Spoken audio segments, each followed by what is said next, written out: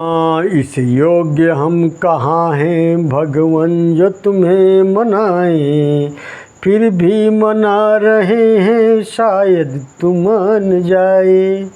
इस योग्य हम कहाँ हैं भगवन तुम्हें मनाएं, फिर भी मना रहे हैं शायद तुम मान जाए।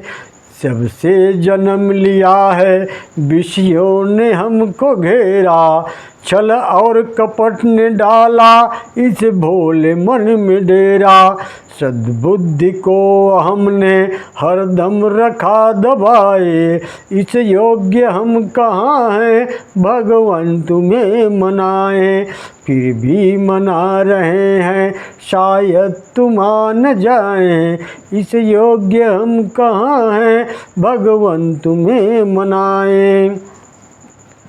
निश्चय ही हम पतित हैं, लोभी हैं, स्वार्थी हैं। जब तेरा ध्यान लगाए माया पुकारती है। सुख भोगने की इच्छा कभी तृप्त हो न पाए, इस योग्य हम कहाँ हैं भगवान तुम्हें मनाएं, फिर भी मना रहे हैं शायद तुम मान जाए। इस योग्य हम कहाँ हैं भगवान तुम्हें मनाएं। जग में जहाँ भी देखा, जग में जहाँ भी देखा बस एक ही चलन है। एक दूसरे के सुख में खुद की बड़ी जलन है। कर्मों का लेखा जोखा कर्मों का लेखा जोखा कोई समझ न पाए, फिर भी मना रहे हैं शायद तुम मान जाएं। इस योग्य हम कहाँ हैं भगवान तुम्हें मनाएं, फिर भी मना रहे हैं शायद तुम मान जाएं। जब कुछ न कर सके तो तेरी शरण में आए, जब कुछ न कर सके तो तेरी शरण में आए। अपराध मानते हैं झेलेंगी सब सजाएं, बस दर्श तू दिखा दे कुछ और हम न चाहें, फिर भी मना रहे हैं शायद तुम मान जाए। इस योग्य हम कहाँ हैं भगवान तुम्हें मनाएं, फिर भी मना रहे हैं शायद तुम मान जाए।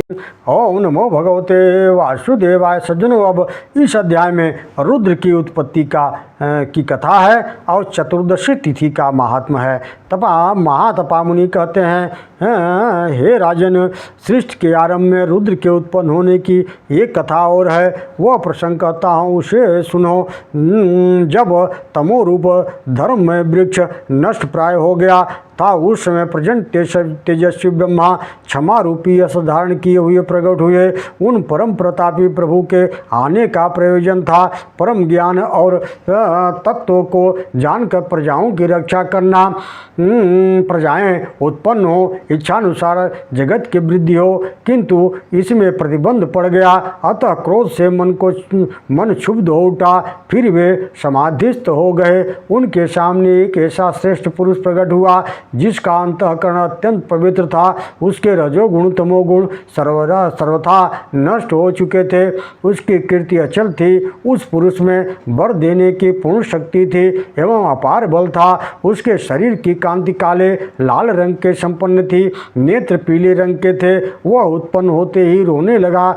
तब ब्रह्मा जी ने कहा, तुम रो मत। इस कारण उस पुराण पुरुष का नाम रुद्र हो गया। पुनः ब्रह्मा जी बोले, तुम एक महान पुरुष हो, तुम में सब कुछ करने की शक्ति है।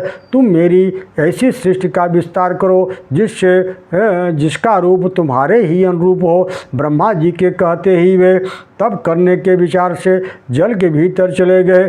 फिर उन देवेश्वर रुद्र के जल में चले जाने पर ब्रह्मा जी ने दक्ष प्रजापति की सृष्टि की। ब्रह्मा जी के अन्य मानस पुत्रों ने भी प्रजाओं का सृजन किया। सृष्टि पर्याप्त रूप से फैल गई। फिर देवेश्वर की अध्यक्षता में दक्ष प्रजापति का ब्रह्म यज्ञ प्रारंभ हो गया। हे राजन, इतने में रुद्रदेव जो तप करने के लिए जल के भीतर गए थे, संसार असुरगण की सृष्टि करने से विचार से जल से बाहर निकले। उन्होंने सुना यज्ञ हो रहा है और उसमें देवता सिद्ध यज्ञ आए हुए हैं। फिर तो उन्हें क्रोध हो आया। अतः सोचा, कहा, अरे तेजस्विनी, अपनी कन्या मेरा तिरस्कार करके मूर्खतावश इसने किस प्रकार जगत की सृष्टि कर ली। ऐसा नहीं करना चाहिए था। यो कहते कहते रोष से उनका शरीर चतुर्दिग उद्दीप्त हो उठा। मुंह से ज्वालाएं निकलने लगी। वे ही रुद्र अनेक भूत पिशाच बैताल योगियों के झुंड बनकर विचरने लगी। जब समस्त आकाश, पृथ्वी, सारी दिशाएं, लोक आदि उन भूतों से भर गए तो उन रुद्र ने सर्वज्ञता के प्रभाव से 24 हाथ लंबा एक धनुष बता बनाया। 13 तेहरी बटी रस्सी से उसकी प्रत्यंचा बनाई और क्रोध के कारण 2 दिव्य तरकसता बाणों से लिए हुए उससे उन्होंने पूषा के दांत तोड़ डाले। भग का नामक मुनि की आंखें निकाल ली। कृत देवता के अंडकोश काट कर गिरा दिए। बाण विद्ध होकर कृत देवता यज्ञवाट से यज्ञशाला से भाग गए। वायु ने उनका मार्ग रोका। यज्ञ नष्ट भ्रष्ट हो गया। दक्ष का यह यज्ञ भ्रष्ट हो गया। देवता यज्ञ के पशु से बन गए। तब अब सबने भगवान रुद्र की शरण ली। ब्रह्मा जी ने वहां पहुंचकर रुद्र को गले लगाया। वे देवता भी उन्हें दिखाई पड़े जिनका रुद्र ने अपकार किया था, जो भक्त के साथ उनकी शरण में पहुंचे थे। बातें विदित हो जाने पर देवाधिदेव ब्रह्मा जी रुद्र की ओर देखते हुए बोले, तात, अब क्रोध करना ठीक नहीं है, क्योंकि क्रतु यज्ञ देवता तो यहाँ से भाग गए हैं। ब्रह्मा जी की बात सुनकर रुद्र क्रोध से भर गए। कहने लगे, देवेश्वर, आपने सर्वप्रथम मुझे बनाया है, किंतु ये लोग इस यज्ञ में मुझे भाग नहीं दे रहे हैं, इसलिए मैंने इन्हें विकृत कर दिया तथा इनका ज्ञान हर लिया है। ब्रह्मा जी ने कहा, देवताओं, तुम लोग यथा समस्त असुर ज्ञान प्राप्त करने के लिए उच्च स्वर से मंत्रों को पढ़कर इन महाभाग का शंभु की ऐसी आराधना करो जिसके फलस्वरूप भगवान रुद्र प्रसन्न हो जाएं। उनकी प्रसन्नता मात्र से ही सर्वयज्ञता सुलभ हो जाती है। ब्रह्मा के कहने पर वे देवता भगवान रुद्र की स्तुति करने लगे। देवगण बोले, हे महात्मन, आप देवताओं के अधिष्ठाता, 3 नेत्र वाले, जटा मुकुट से सुशोभित सर्प का यज्ञोपवीत धाव पहनते हैं। आपका नेत्रों का रंग कुछ पीला और लाल है। भूत और बेताल सदा आपकी सेवा में संलग्न रहते हैं। ऐसे आप प्रभु को हमारा नमस्कार है। भक्त के नेत्र को बीधने वाले भगवान, आपके मुख से भयंकर अट्टहास होता है। कपर्दी स्थाणु आपके नाम है। पूषा के दांत तोड़ने वाले भगवान, आपको हमारा नमस्कार है। महाभूतों के संरक्षक प्रभु, आपको हम नमस्कार करते हैं। हे प्रभु, भविष्य में वृषभ या धर्म आपकी ध्वजा का चिन्ह होगा और त्रिपुर का आप विनाश करेंगे। साथ ही आप अंधकासुर का भी हनन करेंगे। भगवान, आपका कैलाश पर सुंदर निवास स्थान है। आप हाथी का चर्म वस्त्र रूप से धारण करते हैं। आपके सिर का ऊपर उठा हुआ केश सबको भयभीत कर देता है, अतः आपका भैरव नाम है। हे प्रभु, आपको हम बारंबार नमस्कार करते हैं। हे देवेश्वर, आपके तीसरे नेत्र से आग की भयंकर ज्वाला निकलती रहती है। आपने चंद्रमा को मुकुट बना रखा है। आगे आप कपाल धारण करने का नियम पालन करेंगे। ऐसे आप सर्व समर्थ प्रभु को हमारा नमस्कार है। हे प्रभु, आपके द्वारा दारुवन का विध्वंस होगा। नीले कंठ तीखे त्रिशूल से शोभा पाने वाले भगवान, आपने महान सर्प को कंकड़ बना रखा है। ऐसे के तिग्म त्रिशूल तेज त्रिशूल वाले आप देवेश्वर को नमस्कार है।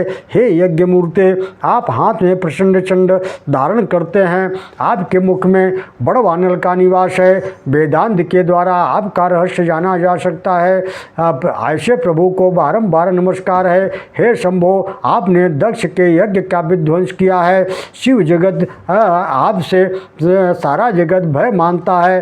हे भगवान, आप विश्व के शासक हैं, विश्व के उत्पादक और कपर्दी नाम से जटाजूट को धारण करने वाले महादेव हैं। आपको नमस्कार है। इस प्रकार देवताओं द्वारा स्तुत किए जाने पर प्रचंड धनुषधारी सनातन प्रभु शंभु बोले, सुरगणों, मैंने देवताओं का अधिष्ठाता हूँ, मेरे लिए जो भी काम हो वह बताओ। देवताओं ने कहा, हे प्रभु, आप यदि प्रसन्न हैं तो हमें वेदों शास्त्रों का सम्यक प्रकार से ज्ञान यथाशीघ्र प्रदान करने की कृपा करें। साथ ही रहस्य सहित यज्ञों की विधि भी हमें ज्ञात हो जाए। महादेव जी बोले, देवताओं, आप सबके सब एक ही साथ पशु का रूप धारण कर लें और मैं सबका स्वामी बन जाता हूँ, तब आप सभी अज्ञान से मुक्ति पा जाएंगे। फिर देवताओं ने भगवान शंभु से कहा, बहुत ठीक है, ऐसा ही होगा। अब आप सर्वथा पशुपति हो गए। इस समय ब्रह्मा जी का अंतःकरण प्रसन्नता से भर गया। अतः उन्होंने उन पशुपति से कहा, हे देवेश पशुपतेश्वर नाथ, हे देवेश, आपके लिए चतुर्दशी तिथि निश्चित है, इसमें कोई संशय नहीं है। जो द्विज उस चतुर्दशी तिथि के दिन श्राद्ध पूर्वक आपकी उपासना करेगा, गेहूं से तैयार किए हुए पकवान द्वारा ब्राह्मणों को भोजन कराए, उस पर आप परम संतुष्ट हों, उन्हें उत्तम स्थान का अधिकारी बना दे। इस प्रकार अव्यक्त जन्मा ब्रह्मा जी के कहने पर भगवान रुद्र ने पूषा के दांत भक्त के नेत्र पूर्ववत कर दिए। फिर सभी को यज्ञ की समाप्ति का फल भी प्रदान किया। देवताओं के अंतःकरण में परम विशुद्ध संपूर्ण ज्ञान भर दिया। पर ब्रह्म परमात्मा ने पूर्व काल में रुद्र को प्रकट किया था। इसी कार्य का संपादन करने से वे देवताओं के अधिष्ठाता कहलाए। जो मनुष्य प्रातः काल उठकर प्रतिदिन इस कथा का श्रवण करता है, वह संपूर्ण पापों से छूटकर भगवान के रुद्र लोक को प्राप्त करता है। ओम नमो भगवते वासुदेवाय।